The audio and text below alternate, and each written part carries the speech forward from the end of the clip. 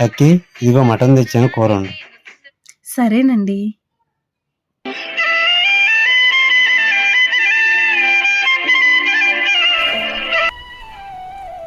ఇదిగోండి తినండి. పచ్చడి వేసి అబ్బాయి కూర తెచ్చాడు, 2 ముక్కలేదమ్మా. ఏంటి కూరేసేది? ఆయనేమి కిలోలు తీసుకురాలేదు, తెచ్చిందే 1/2 కిలో. అయినా వయసు అయిపోయింది నీకు, ముసిలిదానివి. తిన్నా అరగదులే కానీ ఆ పచ్చడి మెతుకులతో తిను. మటన్ కావాలంట, మటను.